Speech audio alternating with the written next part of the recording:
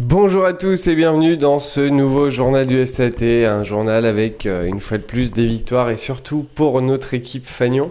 Fred va nous raconter ça juste après. Salut Fred. Salut Morgane. Salut Robert. Robert, toi tu étais justement à Rethel et pour voir cette... Pourquoi tu rigoles Hervé le prompteur? Pour voir ce match, un beau match. Bah oui, un match compliqué, c'est vrai. Une équipe qui veut essayer de conserver justement ses points, et surtout les améliorer, c'est ce qui est notre cas. Puis une équipe qui joue pour la relégation, c'est toujours finalement à 7 journées de la fin, très interrogatif si je puis dire. Quand on sait qu'à la mi-temps il y avait 0-0, bon c'est vrai le match a été dominé par notre formation, ça, même les supporters... qui sont des férus justement de leur commune, et ça je les en félicite, nous disaient de toute manière, on n'attaque pas, on arrivera à prendre un but, mais malgré tout, à la 80e minute, il y avait encore 0-0, n'est-ce pas?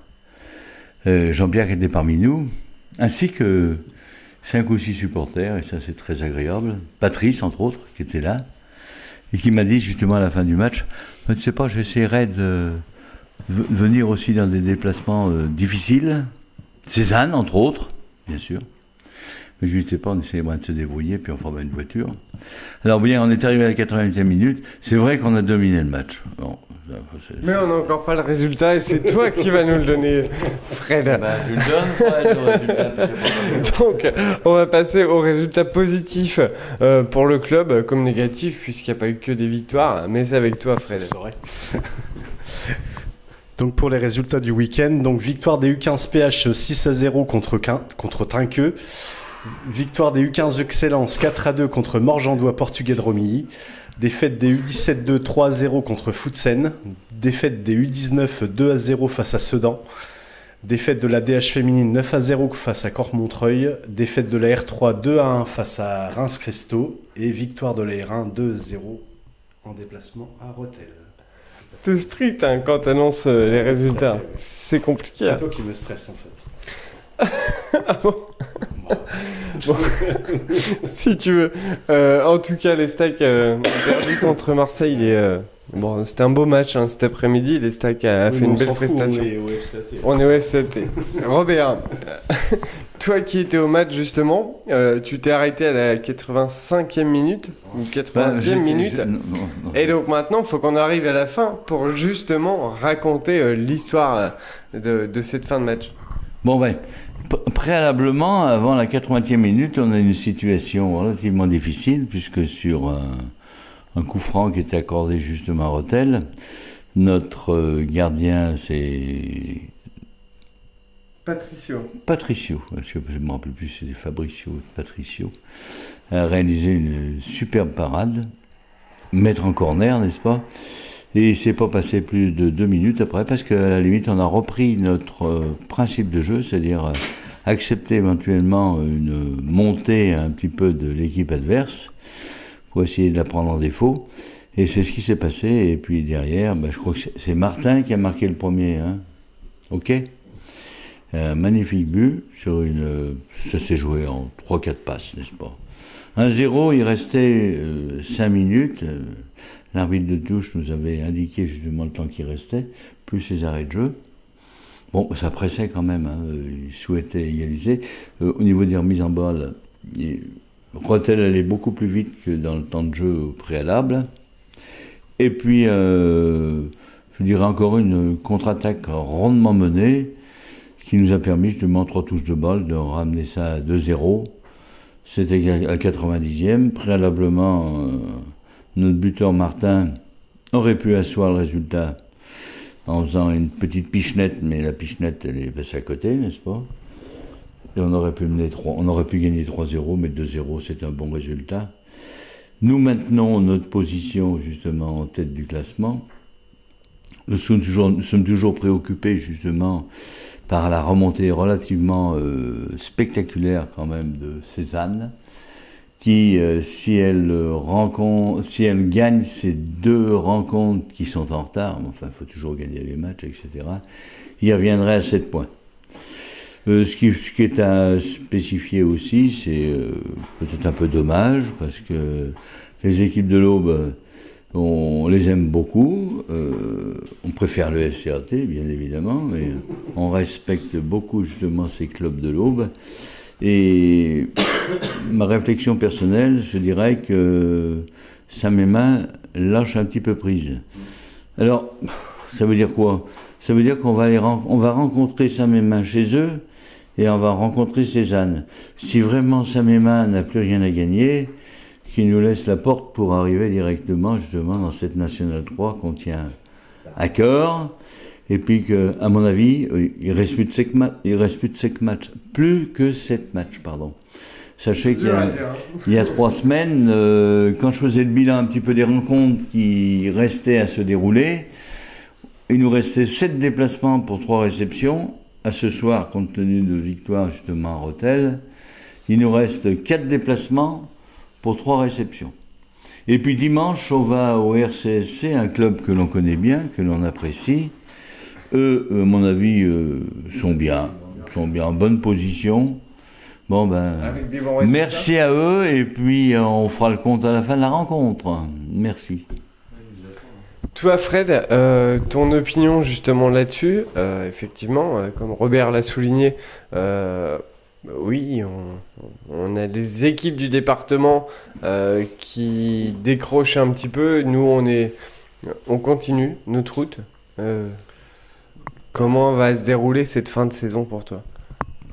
Hormis Aube Subvan qui fait quand même un parcours assez terrible en deuxième partie de championnat, je crois Absolument, c'est remarquable.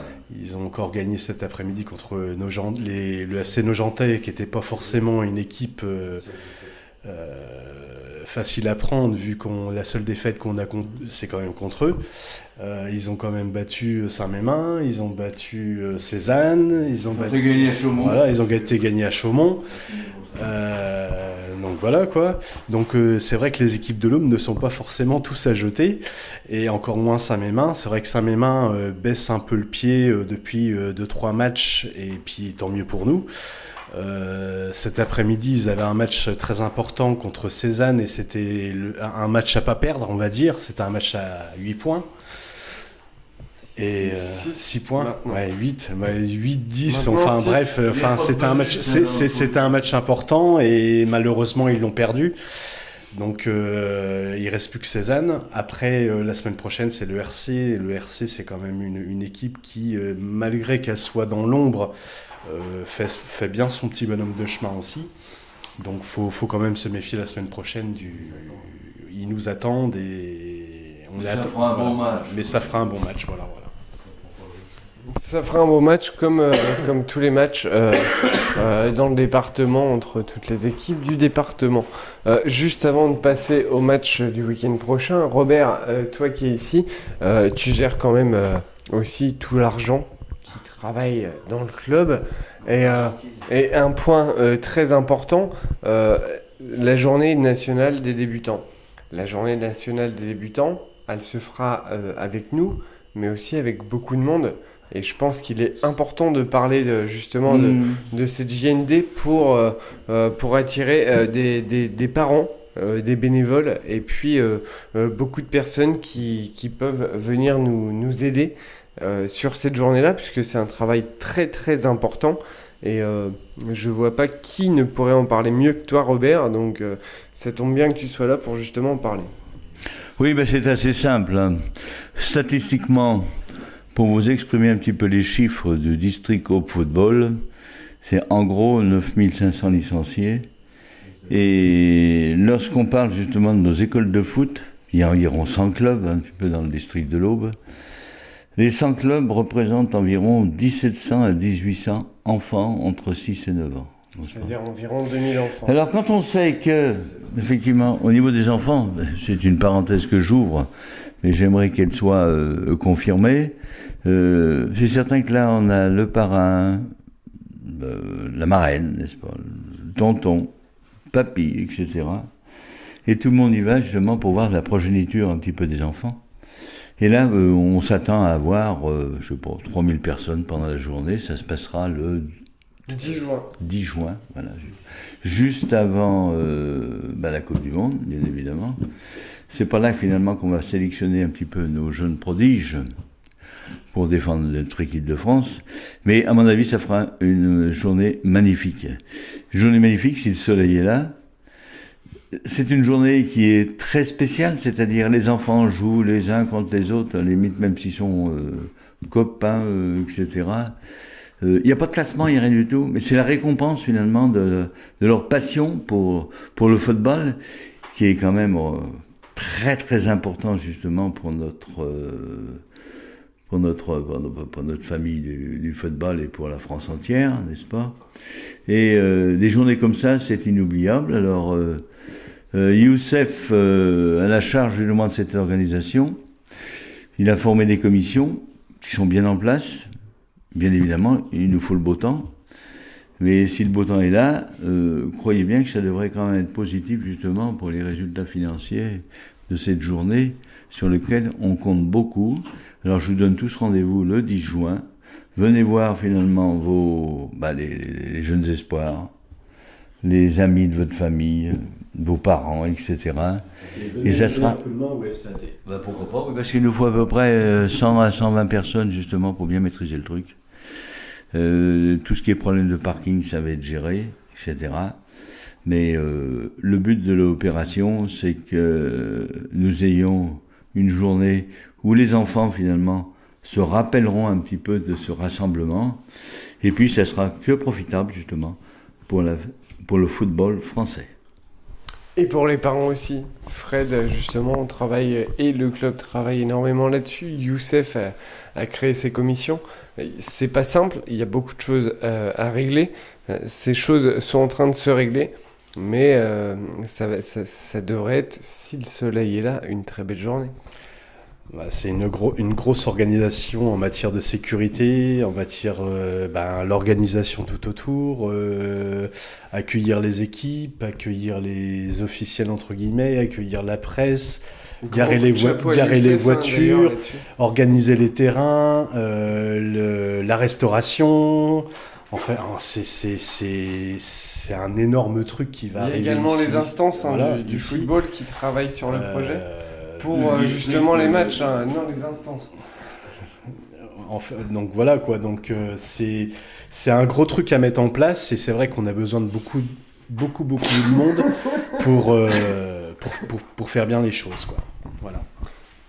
Donc ça va justement être une belle journée, une très très belle journée, tous ensemble afin d'organiser ça. Voilà, je pense qu'on a fait le tour. Ne rigolez pas, les prompteurs. On va quand même, sans faire de pause, passer au match du week-end prochain avec toi, Fred. Donc pour le programme de la semaine prochaine, donc du 21 au 22 avril, à l'occasion de cette semaine, plusieurs matchs seront prévus avant la période des vacances scolaires. Donc pour cette nouvelle semaine, notre Régional 1 poursuit son objectif N3 en se déplaçant au complexe Vijanel pour affronter, comme on l'a dit tout à l'heure, le RCSC, actuel 8e du championnat, en match en retard de la 11e journée. Les Chapelains restaient sur 2 victoires sur Éclaron et Reims, puis un nul à Rethel, une défaite à Charleville-Mézières sur le score de 1-0. Et cet après-midi, ils ont fait quoi ? Le prompteur est en retard. Ils ont gagné contre une victoire à Cormontreuil. C'est quand même, voilà. Donc c'est quand même un très bon résultat. Piège, là, qui nous pose. Ouais, mais j'aime bien.